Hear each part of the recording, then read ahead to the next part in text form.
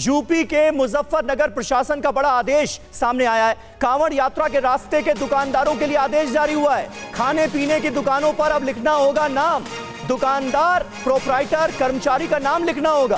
फल दुकानदारों को भी अपना नाम दिखाने का आदेश दिया गया है। ये देखिए, ये एक नया आदेश जिसका इस वक्त हम जिक्र कर रहे हैं, तस्वीरें भी आपको दिखा रहे हैं। यूपी के मुजफ्फरनगर प्रशासन ने कांवड़ यात्रा को लेकर ये बड़ा आदेश जारी किया है। कांवड़ यात्रा जो चल रही है उस रास्ते में जितने भी दुकानदार हैं सबको इस आदेश पर अमल करना होगा। खाने पीने की दुकानों पर अब अपना नाम लिखना होगा, यहां तक कि दुकान में कौन कर्मचारी है उसका नाम भी लिखना होगा। फल दुकानदार जो आप देखते होंगे अक्सर ठेले पर फल लगाते हैं जो दुकानदार, उनको भी अपना नाम दिखाने का आदेश जारी किया गया है। और देखिए, मुजफ्फरनगर पुलिस के फैसले पर अखिलेश यादव ने रिएक्ट किया है। उनका पोस्ट आया है, उन्होंने लिखा है, गुड्डू, मुन्ना, छोटू, फत्ते नाम से क्या पता चलेगा, कोर्ट को इस फैसले पर खुद संज्ञान लेना चाहिए। यह कहा है समाजवादी पार्टी के मुखिया अखिलेश यादव ने। कहा है ऐसे आदेश सामाजिक अपराध, शांतिपूर्ण माहौल बिगाड़ना चाहते हैं। यह सीधे तौर पर कहा गया है कि यह शांतिपूर्ण माहौल को बिगाड़ने की कोशिश है। पंकज झा हमारे सहयोगी इस वक्त हमारे साथ मौजूद हैं। पंकज, क्या इस आदेश के पीछे की मंशा है और यह सिर्फ मुजफ्फरनगर प्रशासन का आदेश है या फिर पूरे यूपी में इसे लागू करने की भी तैयारी हो रही है? देखिए, अभी तो ये प्राइमरली मुजफ्फरनगर के जो एसएसपी है उन्होंने ये आदेश दिया है, लेकिन आपको बताऊं कि बजरंग दल के और बीजेपी के कई नेताओं ने पूरे कांवड़ रूट पर ये आदेश लागू करवाने की मांग की है कि जो भी उसके किनारे दुकानें वगैरह ठेले हैं उस पे उसके जो मालिक है उसका नाम पता होना चाहिए। मतलब ये पता लग जाए कि वो हिंदू है या मुसलमान है। कहने का मतलब इस आदेश के पीछे मतलब यही है।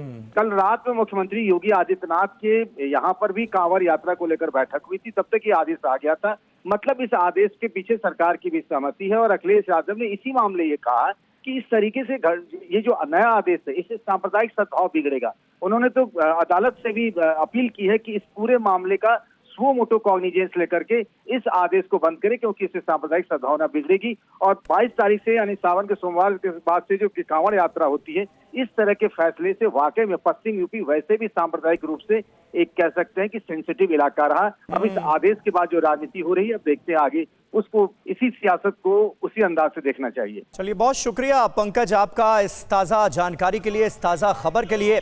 हाफिज साहब, अभी हम चर्चा कर ही रहे थे कि हिंदू मुस्लिम टकराव से आखिर किसको सियासी फायदा हो सकता है, और ये खबर हमारे सामने आ गई। किस तरह से आप देखते हैं, ये तय हो गया है, मुजफ्फरनगर प्रशासन ने आदेश जारी कर दिया है कि भाई कांवड़ यात्रा के रास्ते में जितने भी दुकानदार हैं उनको अपना नाम, कर्मचारी का नाम डिस्प्ले करना होगा। देखिए, एक तो इको पता नहीं क्यों आपके यहाँ से सही नहीं हो रहा है। मैं ये कहना ये चाहता हूँ, जैसे कि भी नायर साहब खुल करके धमकी दे रहे थे, ये सत्ता और पावर और ताकत का नशा है, इसके सिवा कुछ भी नहीं। मैं नायर साहब आपके बीच में नहीं बोला, तो ये सत्ता और पावर का नशा जो है वो उतारने के लिए जनता बेचैन हो गई है, जनता समझ गई है क्या होना है। दूसरा, आपने ये जो अभी नामों के बारे में बताया जी, मुझे ये बात मंजूर है। आप अगर ऐसा ही करना आप चाहते हैं तो आप बड़े लेवल पर करें। आप गरीबों को क्यों परेशान कर रहे हो?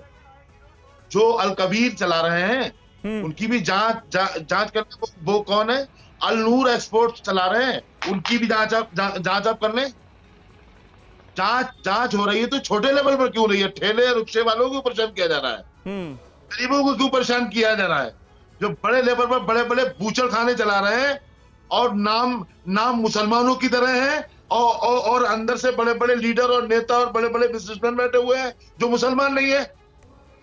पूरी जिम्मेदारी के साथ कर रहा हूं। मतलब ये गरीबों को सताना, गरीबों को परेशान करना, मुसलमान है तो उसे परेशान किया जाए। मतलब बहुत सारे लोग हैं, सीधे नाम ले रहा हूं, अल कबीर तेलंगाना के इलाके में। ठीक है, अभिजय अवस्थी जी जवाब देना चाहेंगे आप इसका? और इस आदेश के पीछे की मंशा आपको क्या नजर आती है? मतलब समाज में इस कदर बंटवारा अब होगा क्या कि हिंदू दुकानदार कौन है, मुसलमान दुकानदार कौन है, ये लोग देखेंगे फिर सामान उससे खरीदेंगे? ये कौन सी व्यवस्था बनाने की तैयारी की जा रही? समीर जी, आपने अपने इस समाचार में ये बताया कि खाने पीने की दुकानों के लिए, खाने पीने की दुकानों के अलावा बाजार में बहुत सारी दुकानें होती हैं, उन पर तो नहीं है ना ये? क्यों नहीं है? एक कांवड़ लेकर के जा रहा है, अगर सुन तो लीजिए ना, अब मैं बीच में नहीं बोलता समीर जी, ये बोलिए बोलिए बीच में नहीं, आप एक बात बताइए, सिर्फ खाने पीने की दुकानों पर, और ऐसे कितने कितने सारे वाकये सामने आए जिसमें हो सकता है किसी कारण से थूक लगाने की सामने आई है। जो व्यक्ति ईश्वर की भक्ति में एक पवित्र होकर के कांवड़ का जल लेकर के जा रहा है, नंगे पैर जा रहा है, बिना कपड़े पहने जा रहा है, इसलिए उसकी इस पवित्रता की आस्था को रखने की जिम्मेदारी इस देश के संविधान देता है कि नहीं देता? देता है ना। तो इसलिए सिर्फ खाने पीने की दुकानों के लिए कहा है। समझ गए बात? पहली बात। दूसरी बात ये जो है ना कि सिर्फ मुसलमानों से खरीदो, सिर्फ हिंदुओं से खरीदो, इसमें सिर्फ हिंदू नहीं, और मैं इसके खिलाफ हूं, मैं इसका कोई पक्षधर नहीं हूं, लेकिन वो नादिया हसन, वो जो कौन थे, वो जो कहां से इलेक्शन लड़ते थे, जो उछल करके कह रहे थे कि कोई भी मुसलमान जो है इस हिंदू की दुकान से नहीं खरीदेगा, उस पर क्या हुआ? कौन सा बोला? ये कौन? अखिलेश यादव बोला। उनको तो टिकट दी उन्होंने।